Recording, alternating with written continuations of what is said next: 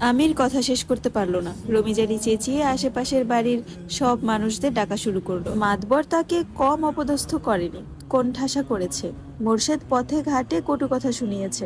আজ সেই যন্ত্রণা কমানোর দিন। আমির ভড়কে গেল।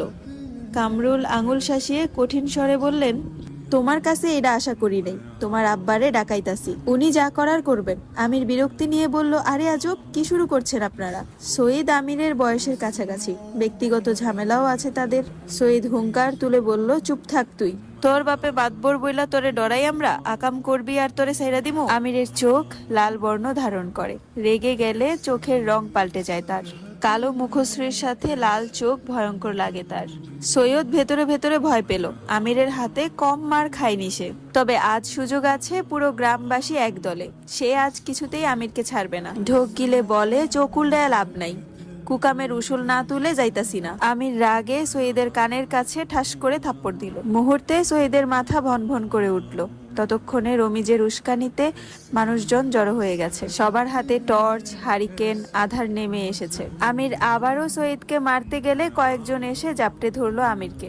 কামরুল একজন মহিলাকে আদেশ সুরে বলেন, শিউলির আম্মা, কয়েকজন লইয়া মাইয়াডারে বাইর কইরা আনো। লুকাইছে নটি, গ্রামটা নটিদের ভিড়ে ধ্বংস হয়ে যাইতাছে। পদ্মজা মাটিতে নতজানু হয়ে কাঁপছে। দ্রুত গতিতে মাথার পা থেকে চুল অবধি কাঁপছে। বাইরের প্রতিটি কথাই তার কানে আসছে। চারপাশে যেন ভনভন করছে। শিউলির আম্মা পদ্মজার রুমে আসলো। দরজাটা খোলা ছিল। টর্চ জেলে দেখলো পদ্মজা মাটিতে বসে আছে। সে পদ্মজার মাথায় হাত রেখে বলল, কেন এমন কাম করছোস? পদ্মজা ঝাপসা চোখ মেলে তাকালো। শিউলির আম্মা পাশের বাড়ির। পদ্মজার সাথে তার ভালো সম্পর্ক। পদ্মজা শিউলির মাকে জড়িয়ে ধরে হাউমাউ করে কেঁদে উঠল। বলল, ভাবি, আমি কোনো খারাপ কাজ করি নাই, সবাই আমাকে ভুল বুঝছে। রিনা নামের একজন মহিলা পদ্মজাকে জোর করে টেনে দাঁড় করালো। বলল, হেমলতার অনেক বাহাদুরি এই মেয়েকে নিয়ে, অনেক অহংকার। সেই অহংকার আজ ভালো করে ভাঙবে। সে মনে মনে পৈশাচিক আনন্দে মেতে উঠেছে। ঘৃণিত কণ্ঠে পদ্মজাকে বলল, ধরা পড়লে সবাই এমনটাই কয়, আয় তুই। পদ্মজা আকুতি করে বলল, বিশ্বাস করুন, আমি খারাপ কিছু করিনি। আম্মা শুনলে এগুলো মরে যাবে তিনি। আপনারা এমন করবেন না। কারো কানে পৌঁছালো না পদ্মজার আকুতি, মিনতি, কান্না, কোনো কিছু না। সবাই গ্রামের সবচেয়ে সুন্দর মনের, সুন্দর পরিবারের সদস্যগুলোকে ধ্বংস করায় মেতে উঠল। পদ্মজাকে টেনে হিচড়ে বের করে আনে বাড়ির উঠোনে। কখনো ঘোমটা ছাড়া কোনো পুরুষের সামনে না যাওয়া মেয়েটার বুকের ওড়না পড়ে রইল ঘরে, আর সে দাঁড়িয়ে রইল বাইরে। 3-4 জন মহিলা শক্ত করে চেপে ধরে রাখলো পদ্মজাকে। সবাইকে উপেক্ষা করে পদ্মজা ঘৃণা ভরা চোখে তাকালো আমিরের দিকে। আমির চেষ্টা করছে নিজেকে ছাড়ানোর, কিন্তু কিছুতেই পারছে না। পূর্ণা জ্বরে কাঁপছে। বাড়িতে ঢুকে দেখলো কোলাহল। ভয় পেয়ে গেল। একটু এগিয়ে দেখলো পদ্মজার বিভৎস অবস্থা। জ্বর মুহূর্তেই উবে গেল। দৌড়ে এসে পদ্মজাকে জড়িয়ে ধরে বলল, চেঁচিয়ে উঠে বলল, আমার আপারে এইভাবে ধরছেন কেন? এই আপা, আপা, কাঁদছো কেন? পদ্মজা কেঁদে বলল, পূর্ণা রে, আম্মা এসব দেখলে মরে যাবে। আমি কিছু করি নাই পূর্ণা। পূর্ণা কিছুতেই বুঝে উঠতে পারছে না যে কি থেকে কি হলো। শুধু অনুভব করছে তার বুক কাঁপছে, ব্যথায় বিষে যাচ্ছে। সে রিনাকে বলল, খালা, আপনি আমার বোনরে এভাবে ধরছেন কেন? ছাড়ে না পারে। রিনা কর্কশ কণ্ঠে বলল, তোর বইনের রস বাইরা গেছিল, এর জন্য খালি বাড়িত বেটা সারা ডাইকাইন না রস কমাইছে। পূর্ণার গা রি রি করে উঠল। তেজ নিয়ে বলল, একদম খারাপ কথা বলবেন না, আমার আপা মোটেও এমন না। পাশ থেকে অন্য আরেকজন মহিলা উঠে বলল, তোর মা যেমন, মাইয়াডাও এমন হইছে। নিজেও এমন কিচ্ছা করলো, মাইয়াডাও করলো। পদ্মজা চমকে তাকালো। মহিলা বলে যাচ্ছে, বুঝলা সবাই, মায় এক বেশ্যা, মাইয়াডারেও আরেক বেশ্যা বানাইছে। পদ্মজা আচমকা রেগে গেল খুব। আক্রোশে শরীর কাঁপছে।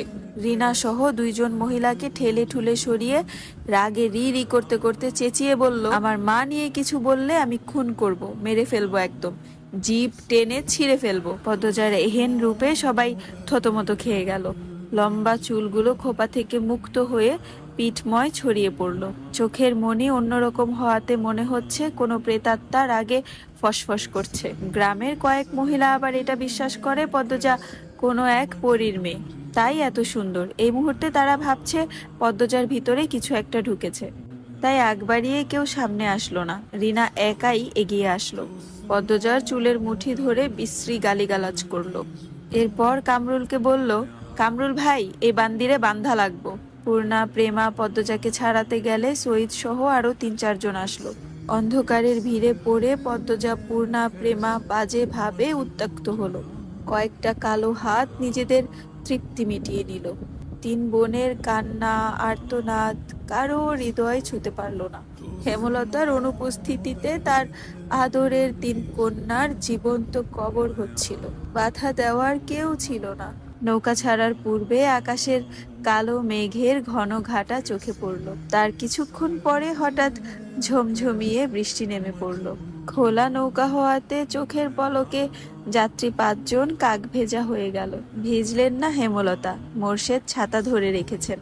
বজ্রপাতের সাথে সাথে হেমলতার আত্মা দুলে উঠছে, মনটা খচখচ করছে। তিনি জলের দিকে স্থির চোখে তাকিয়ে রইলেন। জলে বৃষ্টির ফোঁটা পড়ার সঙ্গেই বলের মতো একদলা পানি লাফিয়ে উঠছে। এরপর ছোট্ট ছাতার মতো আকৃতি নিয়ে চারপাশে প্রসারিত হয়ে হাওয়া মিলিয়ে যাচ্ছে। দেখতে সুন্দর, কিন্তু সেই সৌন্দর্য মনে ধরছে না। অজানা আশঙ্কায় তিক্ত অনুভূতি হচ্ছে। মোর্শেদ গলা খাকারি দিয়ে হেমলতার দৃষ্টি আকর্ষণ করার চেষ্টা করলেন। এরপর বললেন, কিছু খাইবা? হেমলতা নিরুত্তর। মোর্শেদ সূক্ষ্ম হাসি হেসে বলল, আর কিছুক্ষণ, আয়াই পড়ছি। হেমলতা কিচ্ছুটি বললেন না, নিরুত্তরেই বসে রইলেন। বৃষ্টির স্পর্শে নিয়ে আসা হাওরের হিমেল বাতাসের ছোঁয়া লাগছে চোখে মুখে। হাওরের ঘোর লাগা বৃষ্টি দেখতে দেখতে তন্দ্রা এসে ভর করে হেমলতার চোখে। হেমলতা নিকাব খুলে চোখে মুখে পানি দিয়ে তন্দ্রা কাটান। এরপর ক্লান্ত চোখ দুটি মেলে তাকান মোর্শেদের দিকে। মোর্শেদের হাতে হাত রেখে বলেন, আমার এত খারাপ লাগতেছে কেন? বুক পোড়া কষ্ট হচ্ছে। মোর্শেদ হেমলতার কণ্ঠ শুনে সহসা উত্তর দিতে পারলেন না। চিত্ত ব্যথায় ভরে উঠল। কিছু সময় অবহিত হওয়ার পর আশ্বস্ত করে বললেন, আয়া পড়ছি তো, ওই যে বাজারের ঘাট দেখা যাইতাছে। হেমলতা মোর্শেদের হাত ছেড়ে দূরে তাকান। অলন্দপুরের বাজারটা ছোট পিঁপড়ার মতো দেখাচ্ছে। নৌকাটা বারবার দুলছে, চারদিকে ঝড় বইছে, মনেও তো বইছে। তিনি নিজেকে শান্ত করতে চোখ বুঝে বারবার প্রাণ ভরে নিঃশ্বাস নেন। ব্যথাতুর মন আর্তনাদ করে শুধু জানতে চায়, আমার মেয়েগুলো কেমন আছে। রিনা চুল এত শক্ত করে ধরেছে যে পদ্মজার সারা শরীর ব্যথায় বিষিয়ে উঠছে। পদ্মজা আকুতি করেও ছাড় পাচ্ছে না। পূর্ণা, প্রেমা খামচে ধরে রেখেছে পদ্মজাকে। কিছুতেই তারা তার বোনকে ছাড়বে না।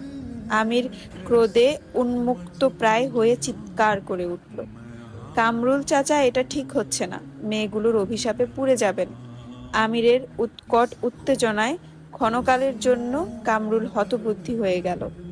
রমিজ আলী কামরুলের নরম নিঃশব্দ ভয়ার্থ মুখের দিকে চেয়ে ভেতরে ভেতরে উদ্বিগ্ন হয়ে তাচ্ছিলের ভঙ্গিতে বলল, বেশ্যাদের সাপে কেউ পুড়ে না। জলিল প্রেমাকে সরিয়ে নিয়েছে। প্রেমার কান্না শোনা যাচ্ছে। বড় আপা করে গলা ফাটিয়ে কাঁদছে। সঈদ অনেক টেনেও পূর্ণাকে সরাতে পারল না, তাই অন্ধকারের সুযোগ নিয়ে পূর্ণার বুকের নোংরা হাতের দাগ বসিয়ে দিল।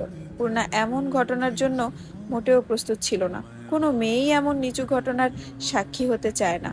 হ্যালো, আসসালামু আলাইকুম এভরিওয়ান, আমি জান্নাত রহমান। আপনারা আমার কণ্ঠে শুনছেন আমি পদ্মজা গল্পের 18তম পর্ব। এই গল্পের লেখিকা হচ্ছে ইলমা বেহরোজ। আমি জান্নাত রহমান ভয়েস দিচ্ছি। আচ্ছা, আমার কণ্ঠ আজকে একটু অন্যরকম শোনাতে পারে, কারণ একটু যে কোনো একটা প্রবলেমের কারণে আজকে সারাদিন আমি স্টোরি দিতে পারি নাই। সারাদিন আমার মুড খুব অফ ছিল, যার জন্য আমার কণ্ঠটা আজকে একদম